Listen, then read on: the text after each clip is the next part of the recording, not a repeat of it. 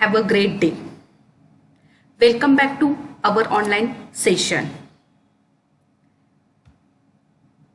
In previous session, we learned the shortage job first, that is the HAF algorithm. In HAF algorithm, the job is executed which have the CPU burst time is less. Every time the job with smallest CPU burst time is selected from the ready queue.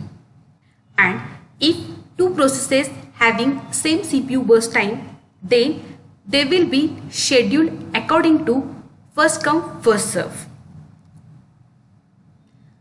There are two types of HAF algorithm, that is non-preemptive HAF and preemptive HAF.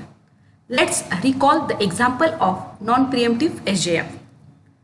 It is the example it having four processes or job P1, P2, P3 and P4 having respective burst time. Now represent the example in Gantt chart. First, P4 will be executed first because it having the very small CPU burst time. It's a 3. After that, P1 get executed. After that, P3 and last P2 is get executed. Initially, P4 is waiting time is 0 and its total burst time is 3. So it requires service time is 3. After that, P1 required 6 millisecond. So 3 plus 6, that is the 9. After process 3, it required 7 millisecond. So 9 plus 7, it's a 16. And last P2, it requires 8 millisecond. So 16 plus 8, that is a 24. So total time to execute P1 to P4 processes, that is the 24 millisecond. Now calculate the waiting time. P1 required 3 millisecond. P2 required 16 millisecond. P3 required 9 millisecond and P4 required 4 millisecond. Now take the average of that 4 processes, that is P1 plus P2 plus P3 plus P4 divided by 4. It's a 3 plus 16 plus 9 plus 0 divided by 4 is equal to 7 millisecond. Now calculate the average turnaround time. P1 required total turnaround time is 9, means it required the 9 millisecond for the complete execution.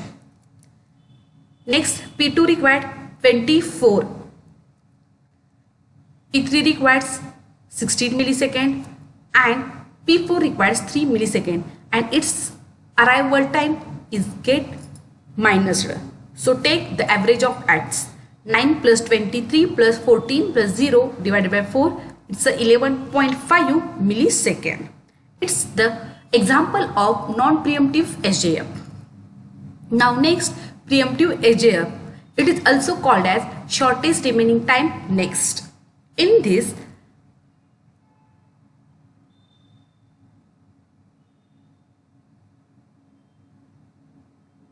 algorithm, the job or processes is selected on the basis of shortest remaining execution time. In this algorithm, a job is chosen when remaining runtime is shortest. For a new job, its runtime is compared with the running time of the current job. If new job needs less time to complete than the current job, then preempted to the newly arrival job. Let's take one example. There are also 4 processes P1, P2, P3 and P4. Now it's represented in Gantt chart. Initially P1 get executed because its arrival time is 4. So P1 is executed first. But P1, its initial waiting time is 0. When P1 is get executed, at that time P2 is coming in ready go and its CPU burst time is smallest as compared to P1. So P1 is get executed only 1 millisecond and P2 is executed its. Before P2 executed completely, P3 will arrive and check its CPU burst time, and again P3 is smaller CPU time than P2, so P1 also executed only 1 millisecond. So P1 executed 1 millisecond plus P2 executed 1 millisecond. So P1 CPU burst time remaining is 6 and P2 it's 4. Now P3 is executed. It's executing. At that time P4 will enter in the system. But P4 is CPU time is larger than P3. So here P3 get executed completely. So 2 plus it's 2, it's a 4. And now P4 is having CPU time is 3. It is also smaller than P1 and P2, so it get executed completely. That's a 4 plus 3, it's a 7. Then P2 get executed because its CPU time is now 4. Because already 1 millisecond is get executed, so it's a 7 plus 4 is 11, and lastly the P1 will get executed, and 11 plus 6 it's a 17 because P1 is get executed already. Now calculate the waiting time of each processes. P1 its remaining time is 11 minus 1. Here P1 required 11 and already 1 millisecond is get executed, so 11 minus 1 is equal to 10. Next P2 its waiting time is 7 and already 1 millisecond is get executed, it's a 2. So 7 minus 2 it's a 5. Next P3 it requires 2 and its arrival time also 2. 2 minus 2 it's a 0, and P4 its remaining time is 4 and arrival time is 4, it's a minus 4. 4 minus 4 0. Take the average of that. 10 plus 5 plus 0 plus 0 divided by 4, it's a 3.75 millisecond. Likewise calculate average turnaround time. P1 its a turnaround time is 17. P2 its turnaround time is 11 minus its arrival time minus 1 is equal to 10. P3 its turnaround time 4 and arrival time is 2 is equal to 2. P4 its turnaround time is 7 and arrival time is 3 is equal to 4. Take the average of that. 17 plus 10 plus 2 plus 4 divided by 4, it's a 8.25 millisecond. It is the example of preemptive HF. It is also called shortest remaining time next. Now today we are going to learn the next CPU scheduling algorithm, that is the round robin scheduling algorithm. In round robin scheduling algorithm, the name of this algorithm comes from the round robin principle, where each person get an equal share of something in returns. It is the oldest, simplest scheduling algorithm which is mostly used for multitasking operating system. The round robin scheduling algorithm is specially used for time sharing system. It is quite same like FCFS, only difference is that in round robin algorithm preemption is added to switch from one process to another where high priority process enters in the system. A small unit of time called as time quantum. It is also known as time slice. In this method, a ready queue is considered and treated as a circular key. In short, round robin scheduling algorithm is designed especially for time sharing operating system. In round robin scheduling algorithm, the processes are scheduled according to the round robin manner, when they are arranged in ready queue in the order of their arrival sequence. That is, the ready queue is treated as a circular key.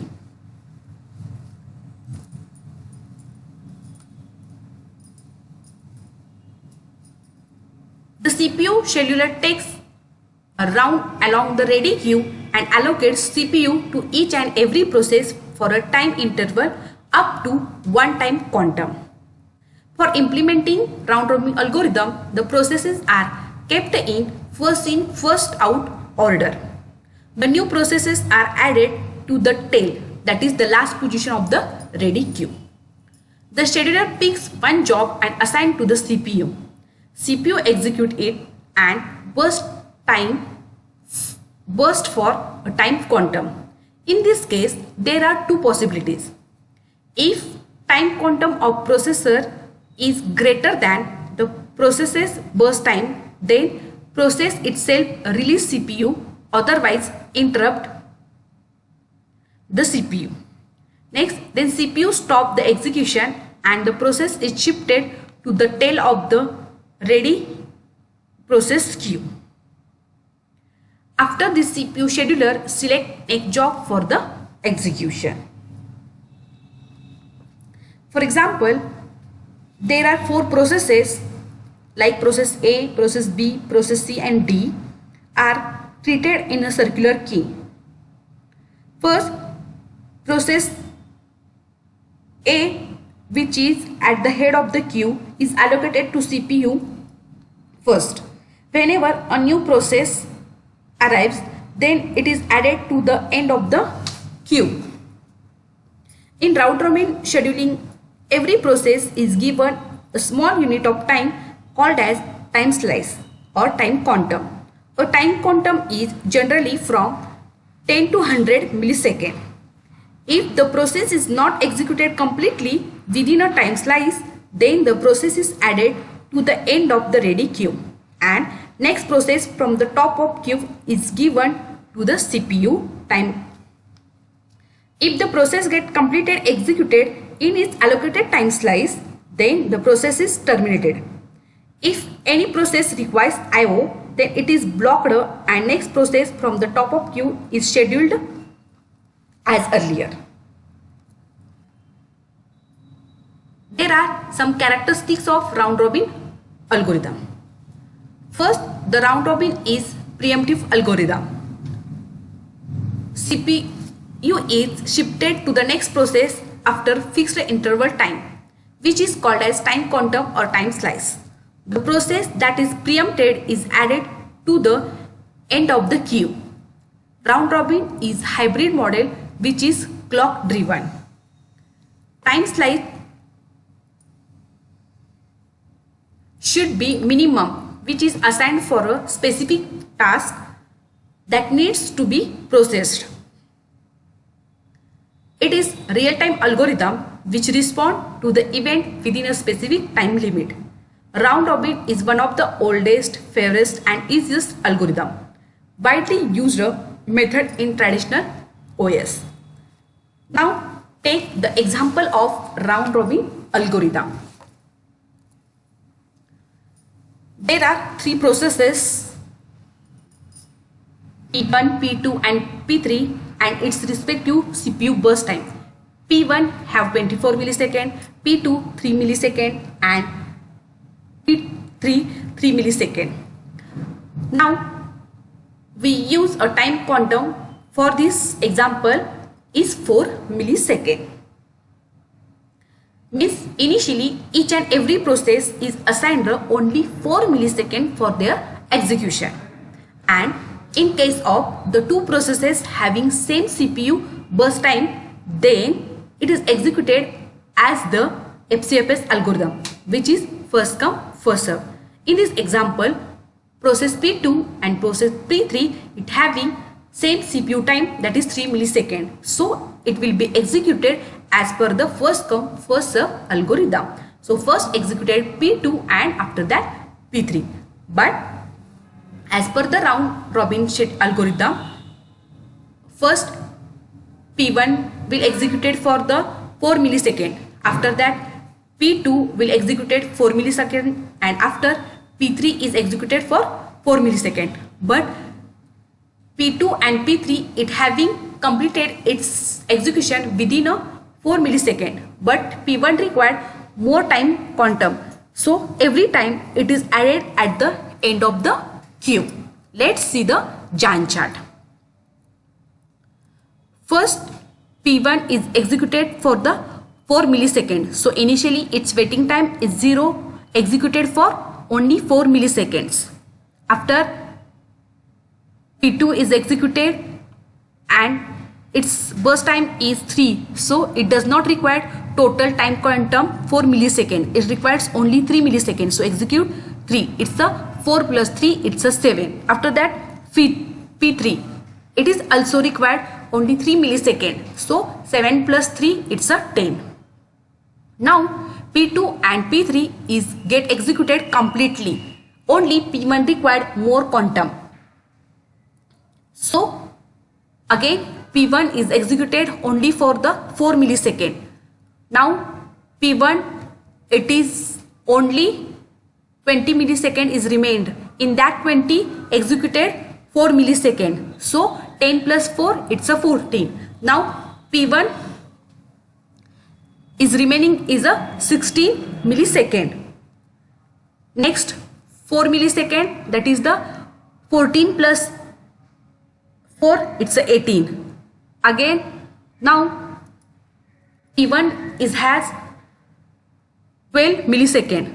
Next 4 millisecond it's a 18 plus 4 22. Next 4 millisecond 22 plus 4 it's a 26. Next P1 again executed for 4 millisecond, it's a 26 plus 4 it's a 30. And here total 24 burst time is completed. Now take the average waiting time. P1 its average waiting time is 10 minus 4 because it is executed firstly and added P2 and P3. So its initial time is minus 10 minus 6. 10 minus 4 is 6. P2 its waiting time is 4 and P3 its waiting time is 7. Take the average of this, that is the P1 plus P2 plus P3 divided by 3 means 6 plus 4 plus 7 it's the 17 divided by 3 is equal to 5.66 millisecond. Now take the average turnaround time. P1 its turnaround time is 30 millisecond. P2 its average turnaround time is 7 millisecond and P3 its turnaround time is 10. Take the average of that, 30 plus 7 plus 10 divided by 3 it's a 47 divided by 3 is equal to 16 plus 6 is millisecond. It is the example of round robin algorithm. If in given example the quantum time is not mentioned, then take or consider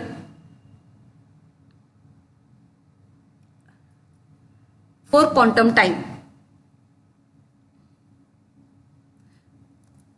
Thank you.